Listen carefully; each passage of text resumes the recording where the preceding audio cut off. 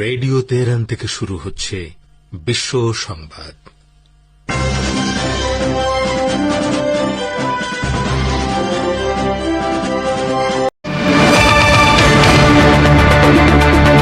মার্কিন পররাষ্ট্রমন্ত্রী Marco Rubio ইরানের সঙ্গে সম্ভাব্য আলোচনায় অগ্রগতির জন্য দেশটির ব্যালিস্টিক ক্ষেপণাস্ত্র সক্ষমতা ও পারমাণবিক কর্মসূচিকে আলোচ্য সূচিতে অন্তর্ভুক্ত করার উপর জোর দিয়েছেন। আলোচনার আগে তিনি স্পষ্ট করে বলেন, অর্থবহ কোনো সমঝোতায় পৌঁছাতে হলে এসব বিষয় এড়িয়ে যাওয়ার সুযোগ নেই। রুবিওর মতে ইরানের ক্ষেপণাস্ত্রের পাল্লা এবং পারমাণবিক কার্যক্রম শুধু আঞ্চলিক নয়, বৈশ্বিক নিরাপত্তার সঙ্গেও গভীরভাবে জড়িত। তাই এগুলো আলোচনার কেন্দ্রবিন্দুতে না আনলে প্রকৃত অগ্রগতি সম্ভব হবে না। তিনি আরও জানান, ইরান আলোচনায় বসার আগ্রহ প্রকাশ করেছে এবং যুক্তরাষ্ট্র আলোচনার পথেই অগ্রাধিকার দিতে চায়।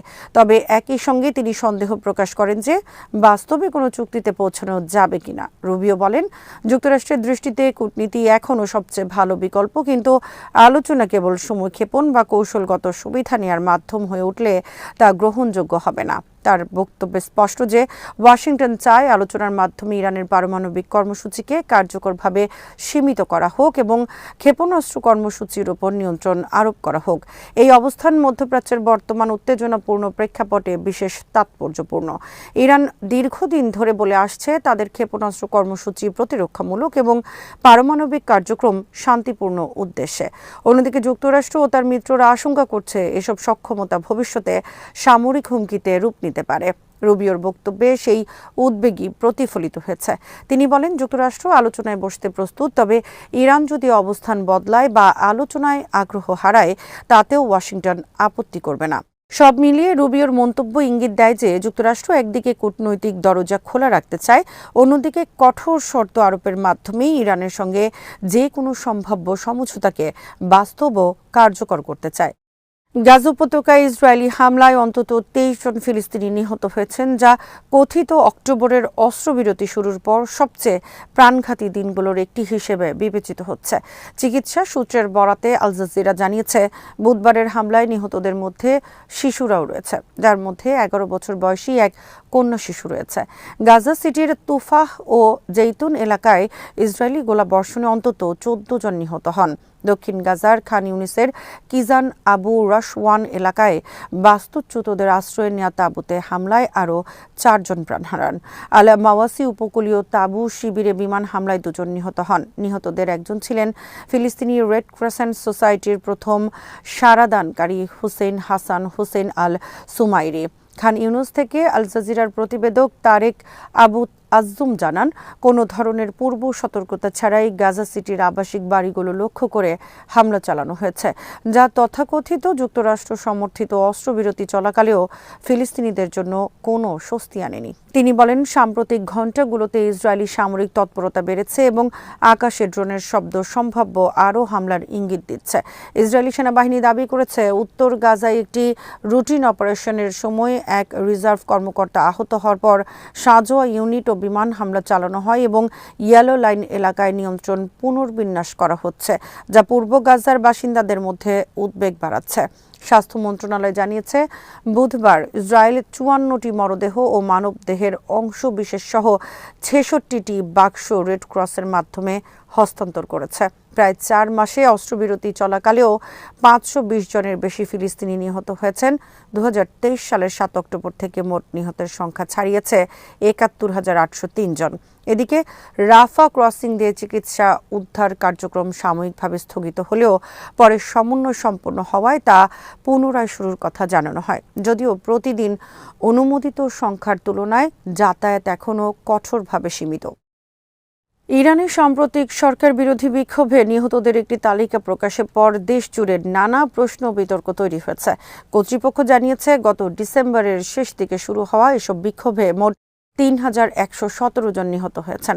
সরকারের দাবি অনুযায়ী জাতিসংঘ ও আন্তর্জাতিক মানবাধিকার সংস্থাগুলোর বক্তব্য সঠিক নয় এবং নিরাপত্তা বাহিনী এসব হত্যাকাণ্ডের জন্য দায়ী নয়। তবে যুক্তরাষ্ট্রভিত্তিক মানবাধিকার সংস্থা HRANA বলেছে, তারা ইতোমধ্যে 6,872 জনের মৃত্যুর তথ্য যাচাই করেছে এবং আরও 11,000-এর বেশি ঘটনার তদন্ত চলছে। জাতিসংঘের এক বিশেষ প্রতিবেদক ধারণা দিয়েছেন প্রকৃত মৃতের সংখ্যা 20,000 ছাড়িয়ে যেতে পারে। যদিও রাষ্ট্রীয় ইন্টারনেট নিয়ন্ত্রণের কারণে তথ্য সংগ্রহ কঠিন হয়ে উঠেছে। রোববার প্রেসিডেন্ট মাসুদ পেজিশকিয়ানের সরকার 2,986 জন নিহতের নাম প্রকাশ করে জানায় বাকি 131 জনের পরিচয় এখনও নিশ্চিত হয়নি এবং পরে আলাদা তালিকা দেওয়া হবে। প্রকাশিত তালিকায় নিহতদের পূর্ণ নাম, পিতার নাম ও জাতীয় পরিচয়পত্র নম্বরের শেষ 6 অঙ্ক থাকলেও কোথায়, কবে ও কিভাবে বা কার হাতে তারা নিহত হয়েছেন সে বিষয়ে কোনো তথ্য নেই। একই সঙ্গে বিক্ষোভকারী ও রাষ্ট্রীয় বাহিনীর মধ্যে কোনো পার্থক্য দেখানো হয়নি।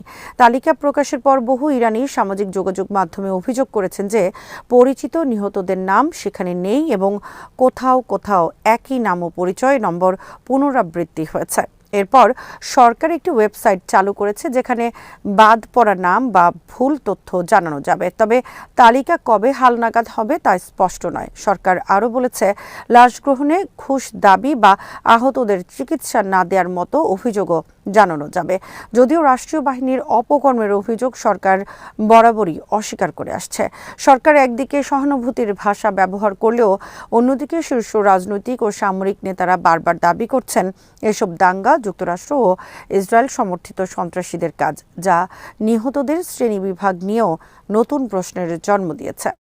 ইরান ও যুক্তরাষ্ট্রের মধ্যে পুনরায় পারমাণবিক আলোচনা শুরুর প্রেক্ষাপটে ইরানের সাবেক পরমাণু শক্তি সংস্থার প্রধান আলী আকবর সালেহি আশাবাদ ব্যক্ত করেছেন। তবে একই সঙ্গে তিনি কিছু বিদেশি পক্ষের সম্ভাব্য মিসচিফ বা ষড়যন্ত্র এবং দেশের ভেতরের কিছু মহলের অসময়োপযোগী অবস্থানের বিষয়ে সতর্কও করেছেন।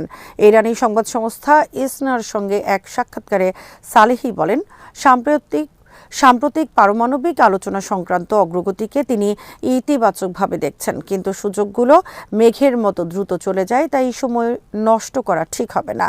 তার মতে কিছু বিদেশি খেলোয়াড়ের হস্তক্ষেপ এবং অভ্যন্তরীণ কিছু মহলের ভুল সময়ে নেওয়া অবস্থান যদি সঠিকভাবে নিয়ন্ত্রণ না করা যায় তবে তা আলোচনার অগ্রগতিকে বাধাগ্রস্ত করতে পারে। সালেহি আরও বলেন, বর্তমান পরিস্থিতিতে জাতীয় ঐক্য রক্ষা করা, পাশাপাশি অভ্যন্তরীণ ও আন্তর্জাতিক অঙ্গনে সচেতনতা, প্রজ্ঞা ও দূরদর্শিতা অত্যন্ত জরুরি। ইরান একই সঙ্গে জীবিকা, নিরাপত্তা, আঞ্চলিক ও আন্তর্জাতিক এ ধরনের বহু পরস্পর সম্পর্কিত চ্যালেঞ্জের মুখোমুখি।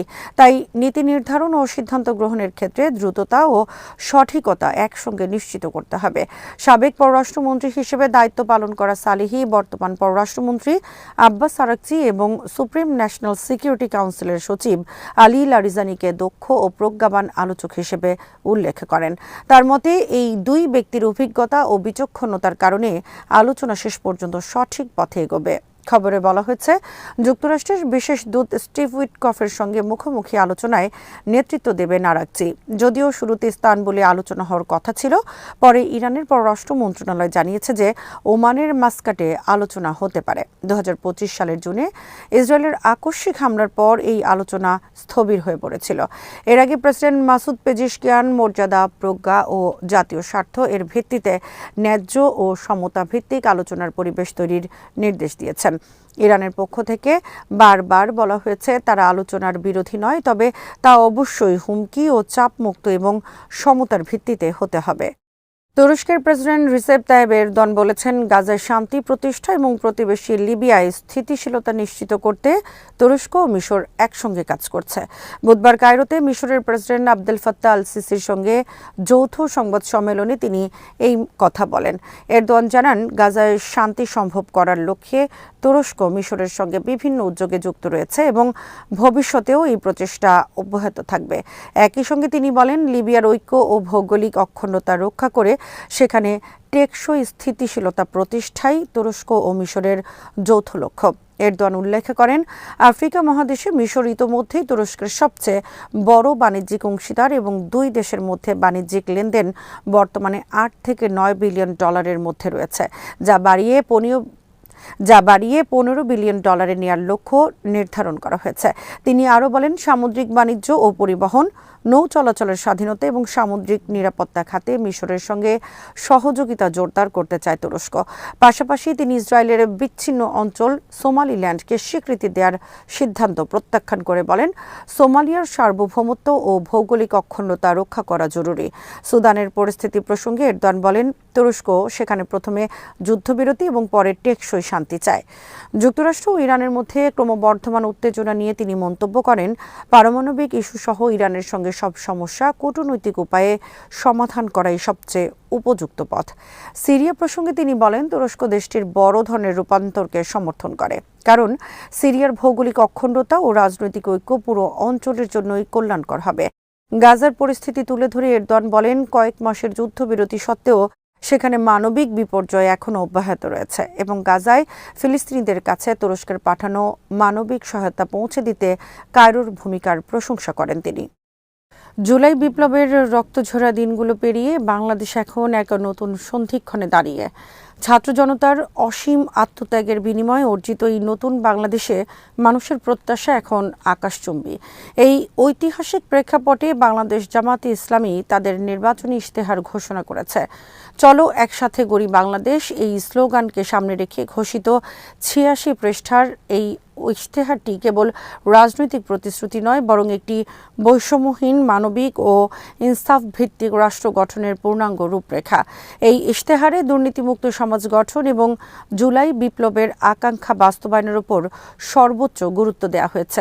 ২৬টি বিষয় অগ্রাধিকার দিয়ে ৪১টি সুনির্দিষ্ট প্রতিশ্রুতি তুলে ধরা হয়েছে, যা দেশের রাজনৈতিক ইতিহাসে এক বিশেষ গুরুত্ব বহন করে।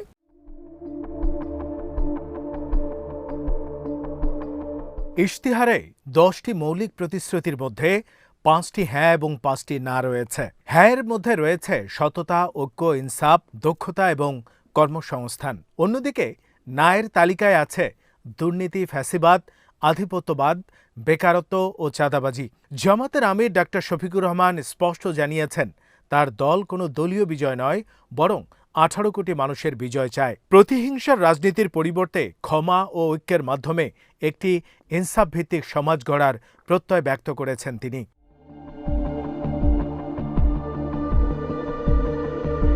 জামাতের ইশতেহারে সবচেয়ে বড় আকর্ষণ হল দুর্নীতিমুক্ত প্রশাসন গড়ার দৃঢ় সংকল্প। দুর্নীতির বিরুদ্ধে জিরো টলারেন্স নীতি অনুসরণ করে প্রশাসনের সব স্তরে সেবাসমূহ ডিজিটালাইজড করার কথা বলা হয়েছে। সরাসরি যোগাযোগ ও তদবির বন্ধ করতে সরকারি দপ্তরে সিসিটিভি ক্যামেরা স্থাপন এবং জবাবদিহিমূলক শাসন ব্যবস্থা নিশ্চিত করা হবে। মন্ত্রী, এমপি এবং সরকারি কর্মকর্তাদের বার্ষিক সম্পদের হিসেব জনগণের সামনে পেশ করা বাধ্যতামূলক করা হবে। দুর্নীতিবাজদের অবৈধ সম্পদ রাষ্ট্রীয় কোষাগারে জমা দেওয়ার মতো কঠোর পদক্ষেপের কথাও এখানে স্থান পেয়েছে। প্রশাসনিক কাঠামোতে এই আমূল পরিবর্তন একটি মানবিক সমাজ বিনির্মাণের মূল ভিত্তি হিসেবে কাজ করবে।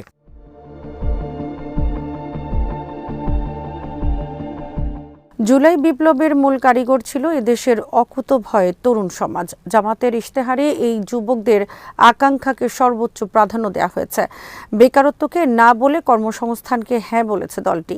ইশতেহারে বেকারত্ব দূর করতে প্রায় ৭ কোটি কর্মক্ষম যুবকের জন্য দেশে ও বিদেশে ২ ভাগে কর্মসংস্থান তৈরির পরিকল্পনা করা হয়েছে। দক্ষতা প্রকল্পের আওতায় জেলাভিত্তিক হিউম্যান স্কিল ডেভেলপমেন্ট সেন্টার গঠন করে সরকারি ব্যবস্থাপনায় যুবকদের আধুনিক প্রশিক্ষণ দিয়ে দক্ষ মানব সম্পদে রূপান্তর করা হবে।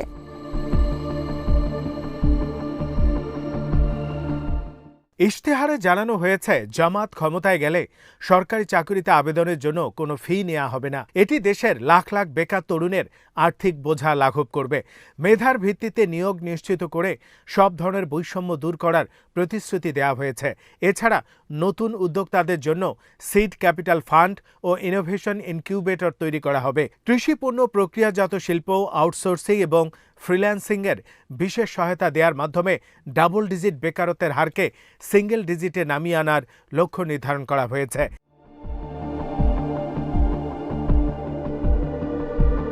বিদেশে যেতে ইচ্ছুক যুবকদের জন্য কারিগরি প্রশিক্ষণ, কম খরচে বিদেশে যাওয়ার জন্য আন্তঃসরকার চুক্তি এবং ঋণের ব্যবস্থা করার মাধ্যমে বছরে ৫০ লাখ যুবকের কর্মসংস্থানের পরিকল্পনা রয়েছে ইশতেহারে। জামাত আমির স্পষ্টভাবে জানিয়েছেন তিনি যুবকদের হাতে বেকার ভাতা নয়, বরং সম্মানজনক কাজ তুলে দিতে চান। এই প্রতিশ্রুতি বাস্তবায়িত হলে দেশের বেকারত্ব অভিশাপ থেকে মুক্তি পাবে এবং তরুণরা রাষ্ট্র পরিচালনায় সরাসরি ভূমিকা রাখতে পারবে। প্রযুক্তি নির্ভর আধুনিক ও স্মার্ট সমাজ সৃষ্টির মাধ্যমে বৈশ্বিক চ্যালেঞ্জ মোকাবেলায় যুব সমাজকে তৈরি করা এই ইশতেহারের অন্যতম প্রধান লক্ষ্য।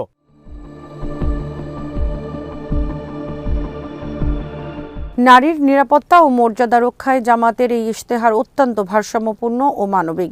নারীদের জন্য নিরাপদ, মর্যাদাপূর্ণ ও অংশগ্রহণমূলক রাষ্ট্র গড়ার অঙ্গীকার করা হয়েছে। জামাত ক্ষমতায় আসলে নারীদের সম্মান রক্ষা করে নিরাপদ কাজের পরিবেশ নিশ্চিত করা হবে। কর্মজীবী মায়েদের মাতৃত্বকালীন সময়ে সম্মতি সাপেক্ষে কর্মঘণ্টা 5 ঘণ্টায় নামিয়ে আনার প্রস্তাব করা হয়েছে, যাতে তারা পরিবার ও কর্মক্ষেত্রের মধ্যে ভারসাম্য রক্ষা করতে পারেন এবং তাদের যেন চাকরি ছাড়তে না হয়।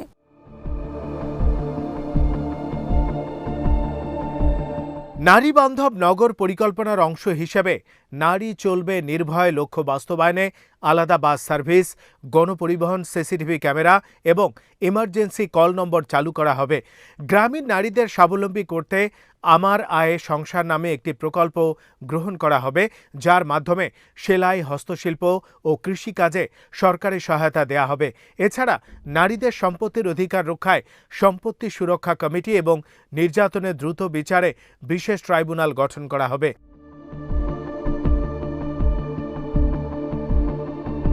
শিক্ষা ও স্বাস্থ্য খাতের সংস্কারে জামাত বৈপ্লবিক পদক্ষেপের কথা ভাবছে। শিক্ষাকে পর্যায়ক্রমে বিনামূল্যে করার এবং শিক্ষা বাজেট বাড়িয়ে জিডিপির 6% করার অঙ্গীকার করা হয়েছে। স্নাতক পর্যন্ত নারীরা বিনা বেতনে পড়াশোনা করতে পারবেন। মাদ্রাসা শিক্ষার বৈষম্য দূর করতে ইবতেদায়ী মাদ্রাসাকে সরকারি প্রাইমারি স্কুলের মর্যাদা দেয়া হবে। অন্যদিকে স্বাস্থ্য খাতে 5 বছরের কম এবং 60 বছরের বেশি বয়সী নাগরিকদের জন্য বিনামূল্যে চিকিৎসার ব্যবস্থা রাখা হয়েছে। প্রতিটি জেলায় মেডিকেল কলেজ স্থাপনের পরিকল্পনাও রয়েছে এই ইশতেহারে। স্বাস্থ্য খাতের বাজেট 3 গুণ বাড়িয়ে আধুনিক ও সার্বজনীন স্বাস্থ্যসেবা নিশ্চিত করার প্রতিশ্রুতি দেয়া হয়েছে, যা সাধারণ মানুষের চিকিৎসা ব্যয় বহুগুণ কমিয়ে আনবে।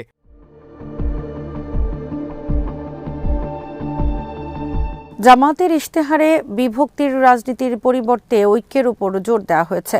সংখ্যা গুরু বা সংখ্যালঘু বিভাজন নয়, বরং বাংলাদেশের সব ধর্মের ও সব অঞ্চলের মানুষ নাগরিক হিসেবে সমান অধিকার ভোগ করবেন। প্রতিহিংসার রাজনীতি পরিহার করে একটি ইনসাফ ভিত্তিক সমাজ গড়ার কথা বলেছেন ডক্টর শফিকুর রহমান। তিনি নিজেকে একজন আহত সৈনিক হিসেবে উল্লেখ করে জানিয়েছেন যে যারা তার চরিত্র হনন করছে তাদের তিনি ক্ষমা করে দিয়েছেন, কারণ প্রতিশোধের রাজনীতি দেশের অনেক ক্ষতি করেছে।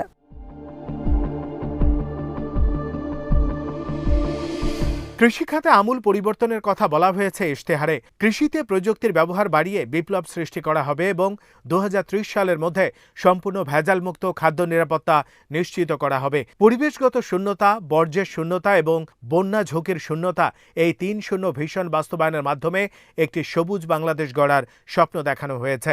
যোগাযোগ ব্যবস্থায় পরিবর্তন এনে ঢাকার সাথে বিভাগীয় শহরগুলোর দূরত্ব 2-3 ঘণ্টায় নামিয়ে আনার লক্ষ্যে রেল ও সড়কপথের আধুনিকায়ন করা হবে। আবাসন খাতে নিম্ন ও মধ্যবিত্ত পরিবারের জন্য স্বল্প মূল্যে ঘর নিশ্চিত করার অঙ্গীকার করা হয়েছে।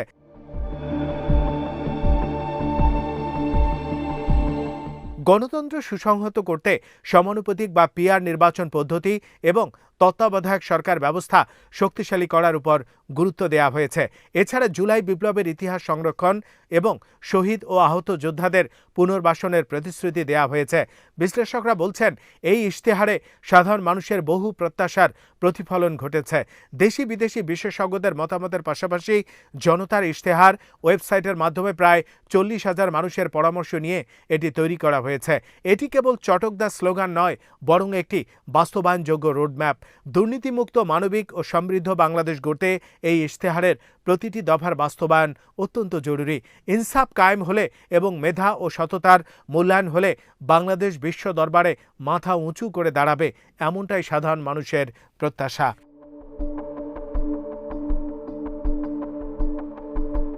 জামায়াতে ইসলামীর এই ইশতেহারটি মূলত একটি ভারসাম্যপূর্ণ প্রস্তাবনা। একদিকে যেমন ধর্মীয় ও নৈতিক মূল্যবোধের উপর জোর দেওয়া হয়েছে, অন্যদিকে আধুনিক প্রযুক্তি, নারীর ক্ষমতায়ন ও নিরাপত্তা এবং যুবকদের কর্মসংস্থানকে প্রাধান্য দিয়ে বৈশ্বিক চাহিদার সাথে তাল মেলানো হয়েছে। দুর্নীতি ও চাঁদাবাজি মুক্ত বাংলাদেশের যে স্বপ্ন জুলাই বিপ্লবে দেখা হয়েছিল, এই ইশতেহারটি সেই স্বপ্নেরই একটি রাজনৈতিক ও প্রশাসনিক রূপরেখা। মঙ্গলবার আরব সাগরে যুক্তরাষ্ট্র ভূপাতিত করেছে ইরানের একটি ড্রোন। বিমানবাহী রণতরী থেকে এই ড্রোন ভূপাতিত করা হয়েছে। যুক্তরাষ্ট্র আর্মির এক বিবৃতিতে বলা হয়েছে, ইরানের উপকূল থেকে 500 কিলোমিটার দূরে আরব সাগরে অপারেশন পরিচালনা করছিল বিমানবাহী রণতরী আব্রাহাম লিঙ্কন। এ সময় ইরানের আনম্যান্ড ড্রোন বিমানবাহী রণতরীর কাছে বিপজ্জনকভাবে ওড়াউড়ি করছিল। পরবর্তীতে এক পর্যায়ে একটি ড্রোন রণতরীর দিকে উড়ে আসতে থাকে। তখন একটি F-35 বিমান থেকে মিসাইল ছুড়ে ভূপাতিত করা হয় ড্রোনটি।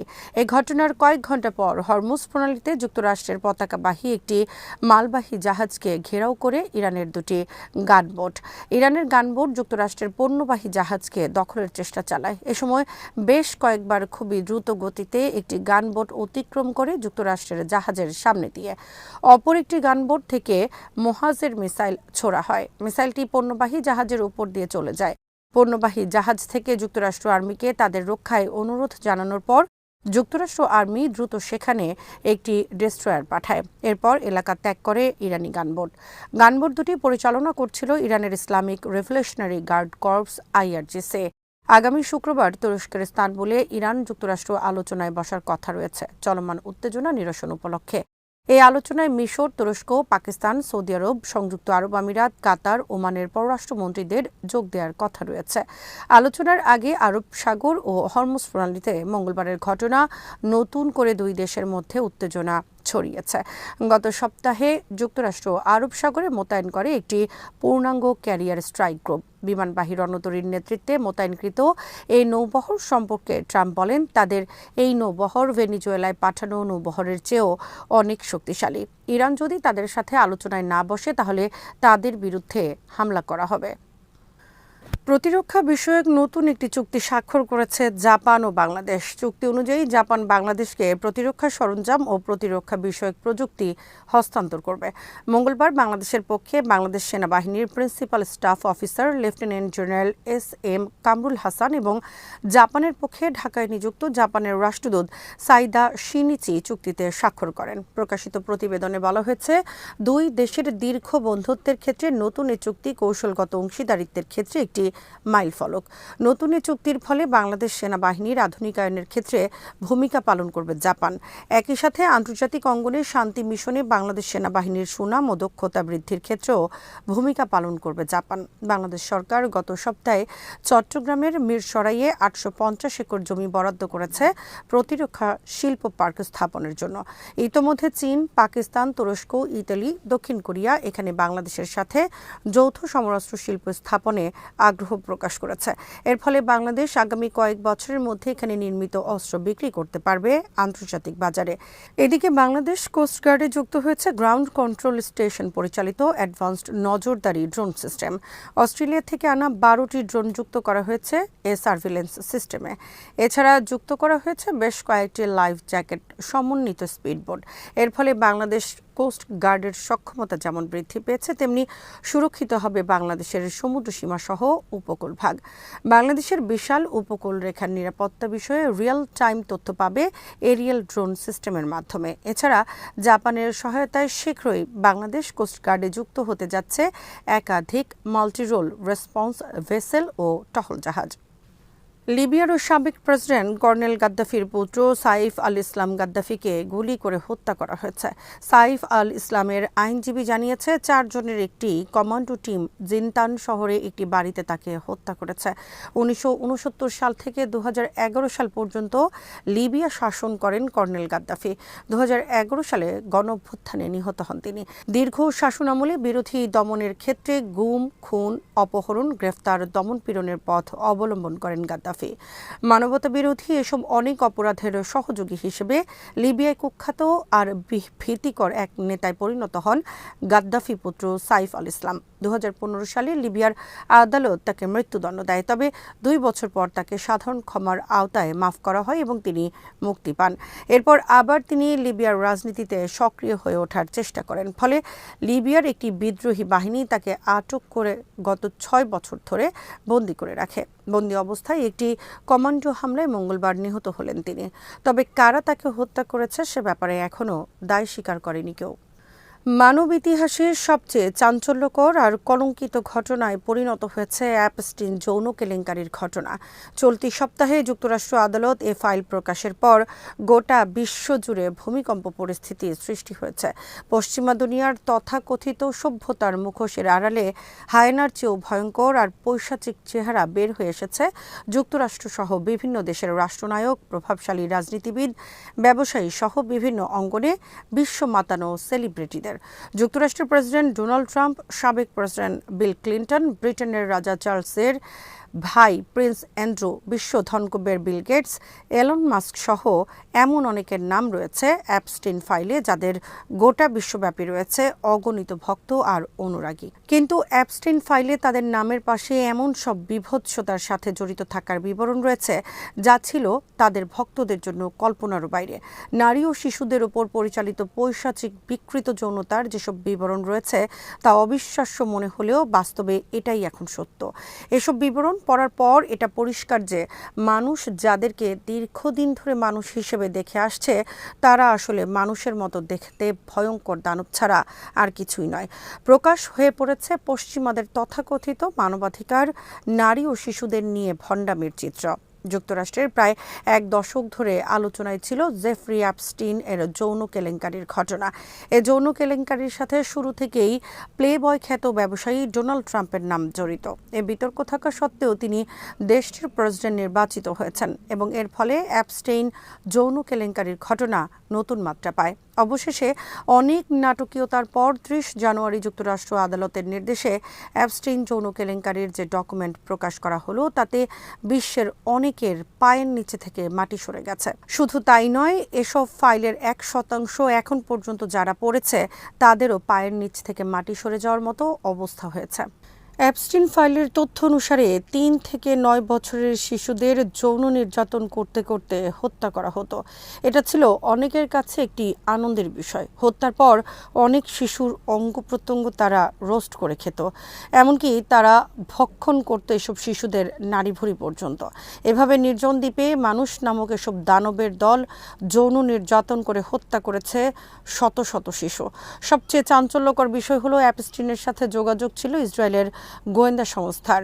অ্যাপস্টিন ইসরায়েলের গোয়েন্দা সংস্থার কাছে সরবরাহ করতেন প্রভাবশালী ব্যক্তিদের যৌনতার ভিডিও।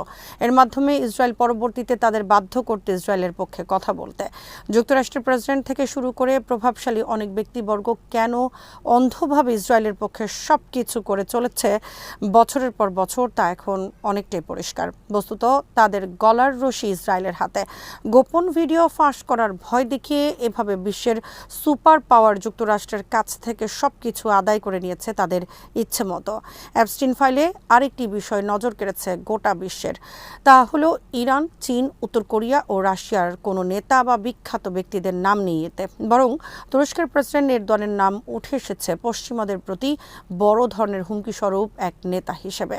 পাকিস্তানের ইমরান খানের সম্পর্কে বলা হয়েছে তিনি এরদোয়ান ও ইমাম খমিনির চাইতেও বড় ধরনের হুমকি। জামাল খাশোগি হত্যাকাণ্ড সম্পর্কে সৌদি যুবরাজ মোহাম্মদ বিন সালমান ও সংযুক্ত আরব আমিরাতের প্রেসিডেন্ট শেখ মোহাম্মদ বিন জায়েদ আল নাহয়ানের নামও রয়েছে। এতে বলা হয়েছে জামাল খাশোগি হত্যা ঘিরে অ্যাপস্টিন চক্র সৌদি যুবরাজ ও সংযুক্ত আরব আমিরাতের প্রেসিডেন্টকে ব্ল্যাকমেইল করার চক্রান্ত করে। অ্যাপস্টিন ফাইলে যুক্তরাষ্ট্রের বিচার ব্যবস্থারও অন্ধকার দিক সামনে আসলো। অ্যাপস্টিন এর আগেও অনেকবার যৌন কেলেঙ্কারির ঘটনায় গ্রেফতার হয়েছে, কিন্তু প্রতিবারই প্রভাবশালীদের হস্তক্ষেপে বের হয়ে এসেছে। 2019 সালে তাকে কারাগারে হত্যা করে চালানো হয়েছে আত্মহত্যা বলে। শ্রোতা বন্ধুরা, বিশ্ব সংবাদে এই ছিল আমাদের সর্বশেষ আয়োজন। সঙ্গে থাকার জন্য আপনাদের সবাইকে অসংখ্য ধন্যবাদ।